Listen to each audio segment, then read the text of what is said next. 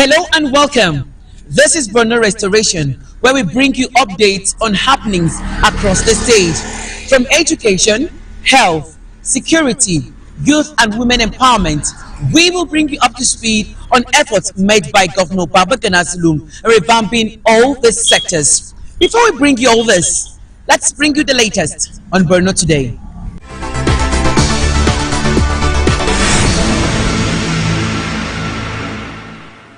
A breath of fresh air for these families who have spent 10 years in displaced camps.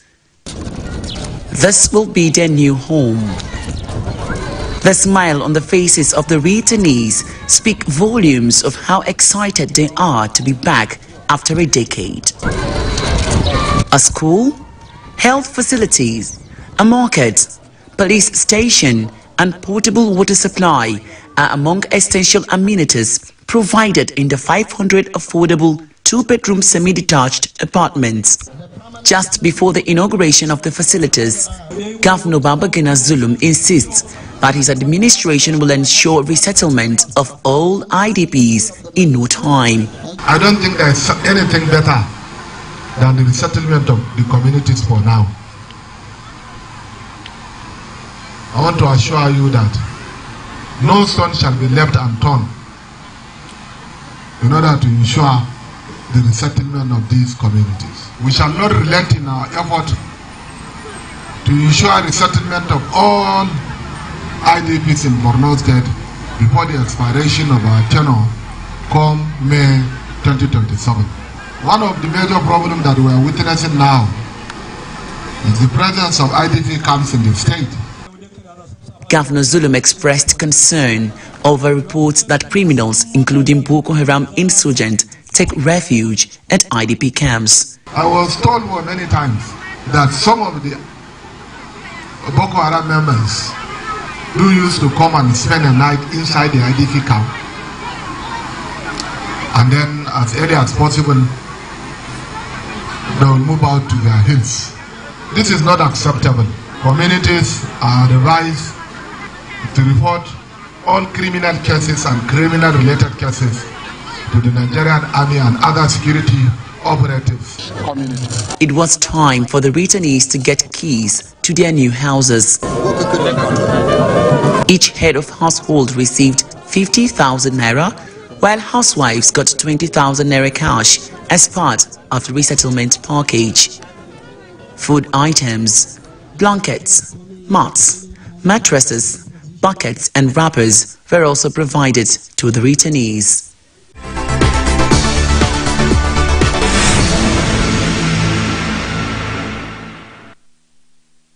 The Maiduguri flood has come and gone, but its impact will continue to linger for a long time in the minds of residents. Houses, shops, markets, schools, hospitals and other public infrastructures were washed away by the floods. As life gradually returned to normal, the Borno State Governor Babagana Zulum has allocated 20 billion naira for immediate intervention to victims. He disclosed that 50% of the fund will be for food and livelihood, while the other half is for reconstruction of damaged infrastructures. I want to assure the general public that, inshallah, all those that were affected by the flood shall receive our desired attention. But I want to assure the general public that we shall speed up the process of the assessment. As we are providing the support, we shall also be transparent enough to the general public with a view to unveiling the quantum of money that has been accrued into their account as we receive more funds. Governor Zulum took time to appreciate support received from state and federal governments, corporate entities, development partners and individuals. Shortly after the allocation of the 20 billion naira, Governor Zulum inaugurated a committee to investigate cause of the Alo Dam collapse so as to forestall future occurrence. Determine the immediate and remote causes of the 2024 flood disaster undertake a comprehensive assessment of adult dam structural integrity, recommend remedial action required to forestall persistent outflow from the dam. The 28-member committee has 1 month to submit its findings and recommendations to the state government.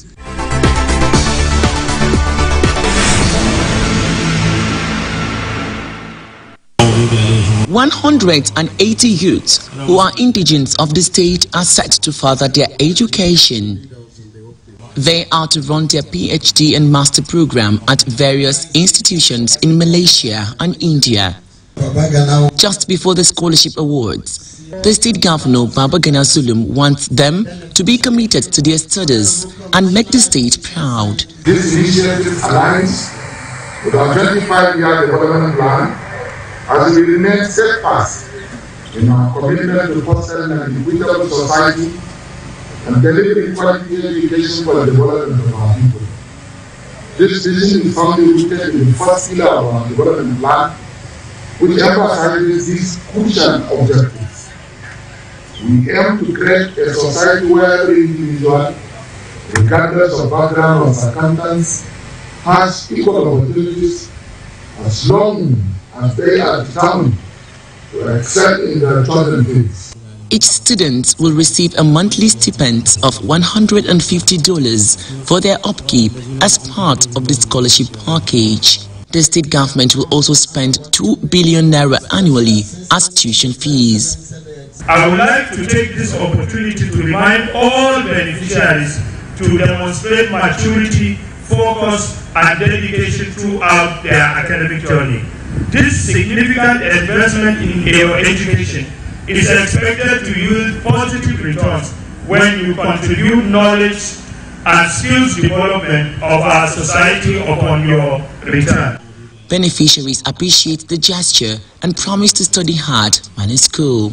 This opportunity has rekindled our hope for a brighter future. As beneficiaries of this generous scholarship, we pledge to be exemplary as ambassadors of Borno State.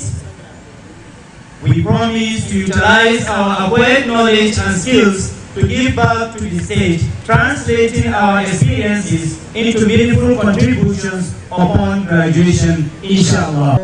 Governor Babagana Zulum guaranteed automatic employment of the students that are exceptional in their studies.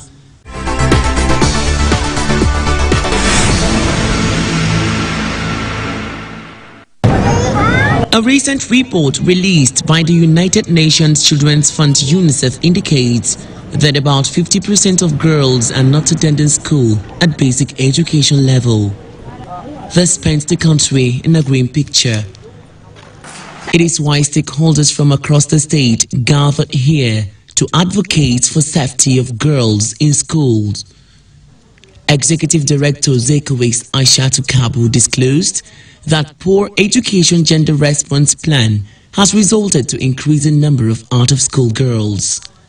21% mention emotional or psychological distress and anxiety, while 14% of the household assessed expressed concern about their children's safety in schools.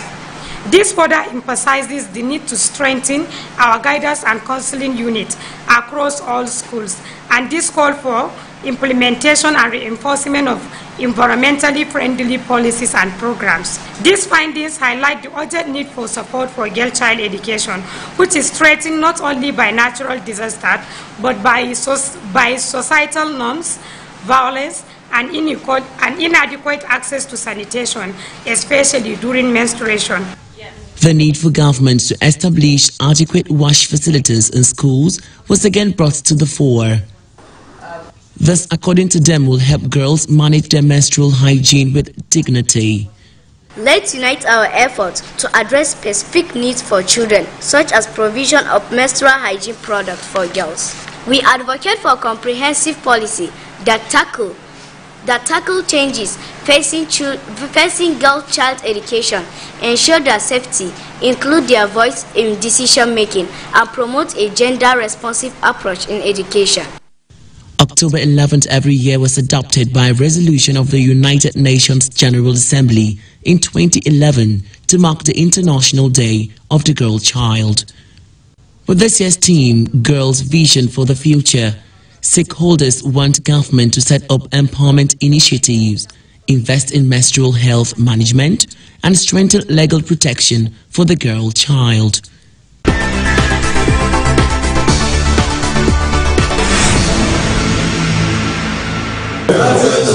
Thus, high-powered delegation make their entry into the Government House, Maiduguri. Chairman of the delegation is the British High Commissioner to Nigeria, Richard Montgomery.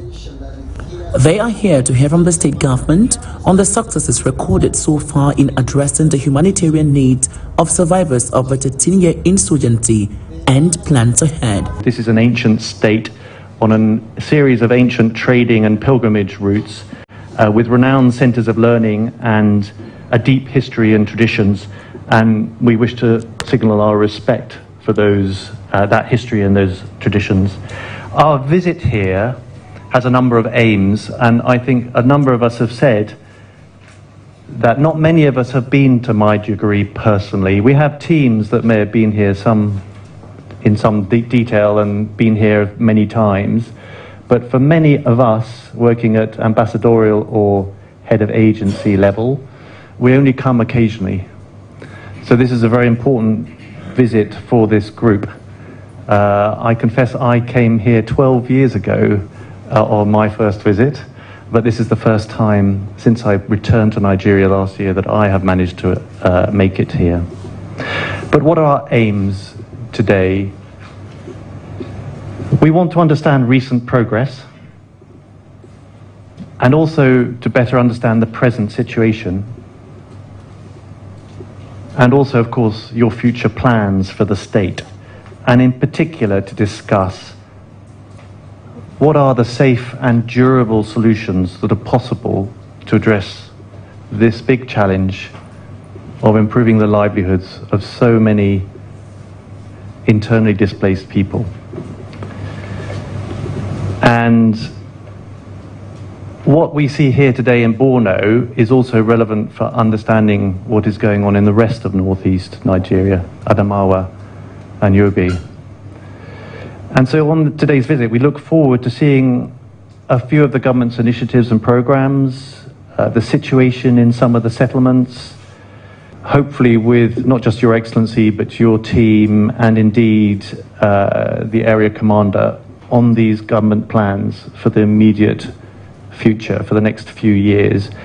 And, you know, the main aim of our visit is to understand Your Excellency's state strategy for durable solutions for displacement, a document which we've seen a summary of.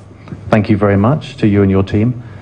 And for us to understand some of the components of that, its milestones, its resourcing. So those are the aims, I think, that the delegation would share an interest in.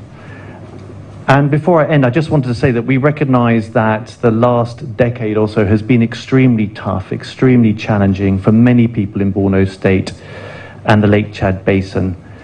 And while great strides have been made, clearly the conflict still persists in parts of this region. And so while we should absolutely capitalize on the potential for development in line with your 25-year plan and your state strategies for durable solutions, there are clearly some areas and remain many people that have desperate humanitarian needs. So getting that balance right, I think, is the key problem or challenge that this group wishes to understand and debate with you and understand your plans. Before I end, I do want to pay tribute. I want to pay tribute to the armed forces and other agencies in their efforts to combat terrorism and achieve stability and security.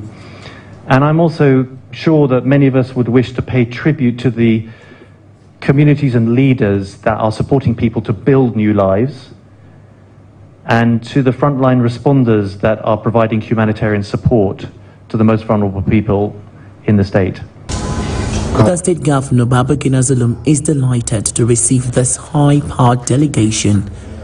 He expressed his administration's commitment in addressing the humanitarian crisis bedeviling the state. But relocating displaced persons back to their ancestral home remains his priority.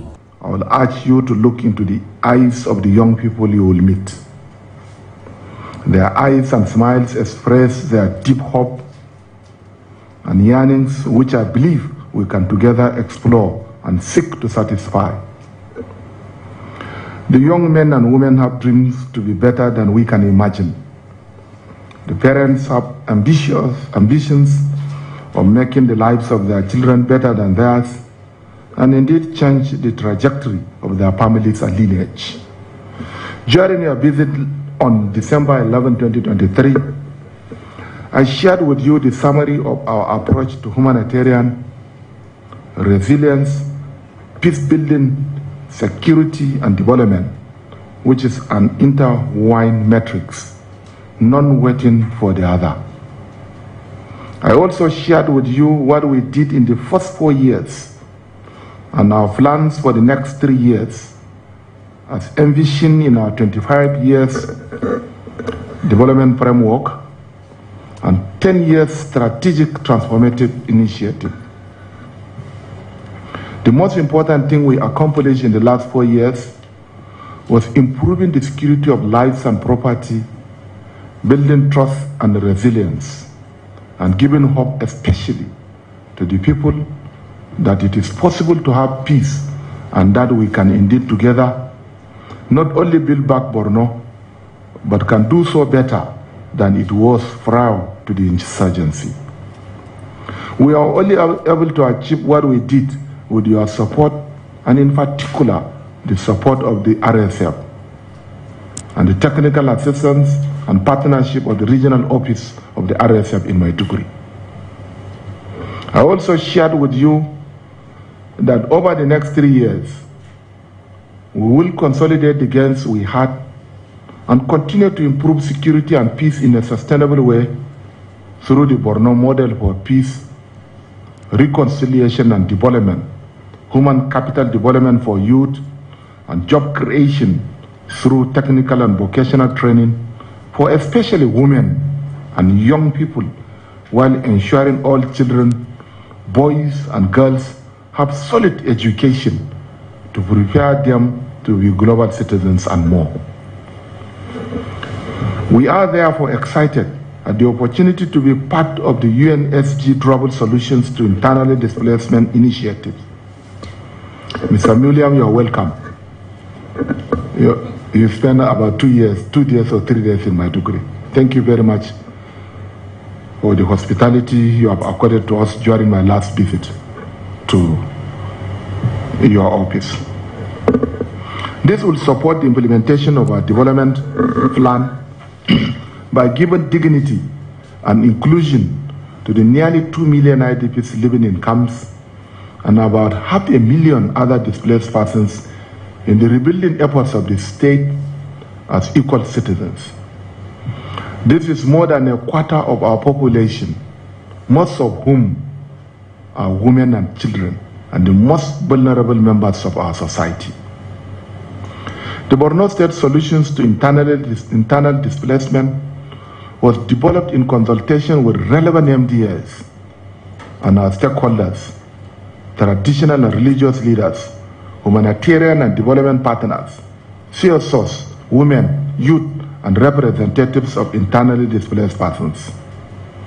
The plan is aligned with all relevant international, national, and our domestic policies, with the central objective of providing dignity for IDPs and ensuring that their rights are protected.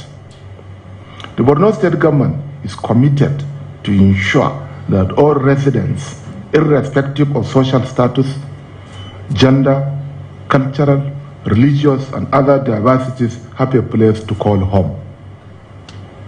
The Borno State government is committed to work with communities and relevant partners to address the immediate needs and root causes of the displacement. This entails a commitment to give IDPs what they need to reclaim their lives, rights and dignity, as well as restore and develop infrastructure, ensure safety and security, encourage economic growth, strengthen gender equity, and foster sustainable development that will ensure no one is left behind.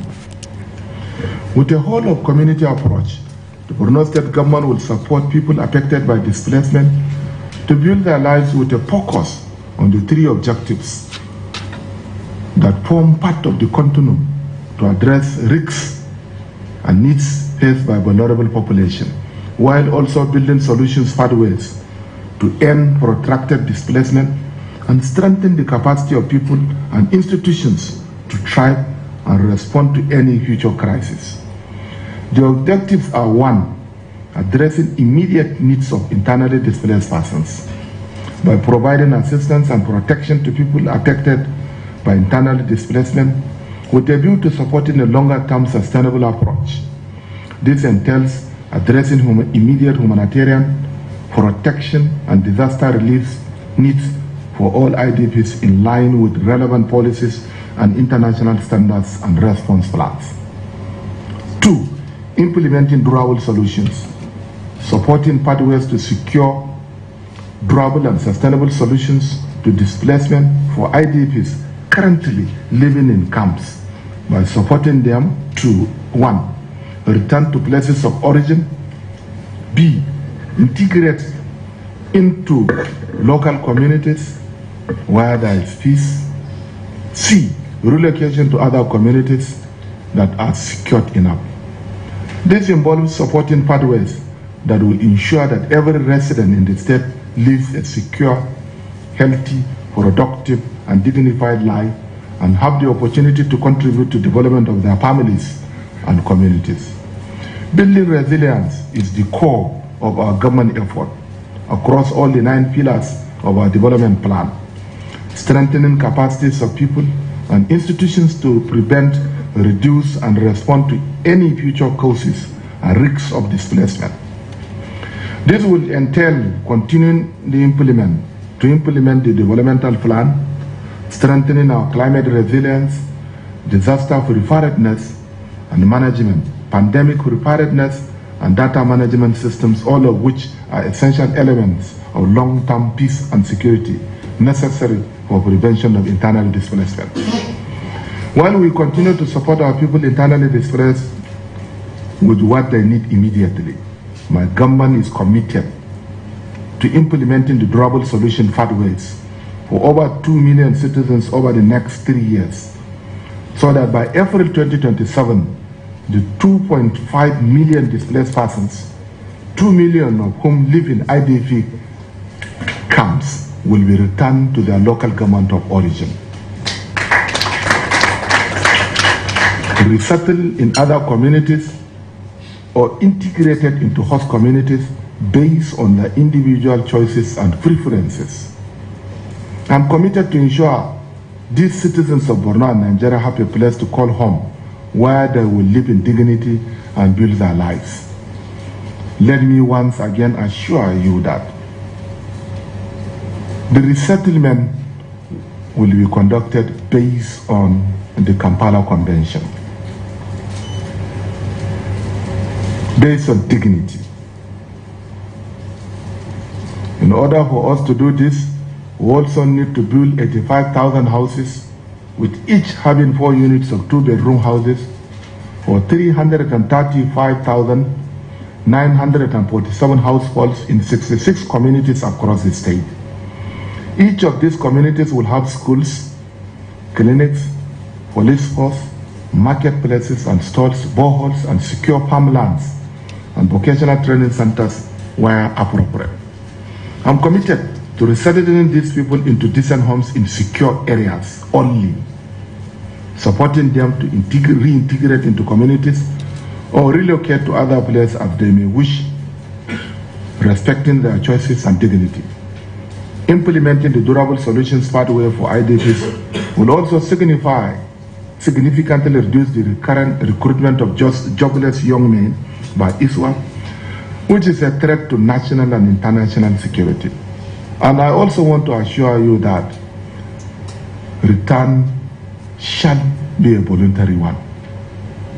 Only those that are willing to return to their respective communities will be allowed to go back.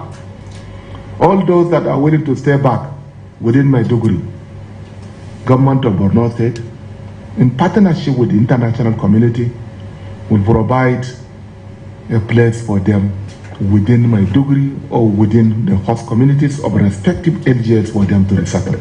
The British High Commissioner to Nigeria and other ambassadors here promised to work with the Borno state government to ensure that survivors of the 13-year insurgency are properly catered for.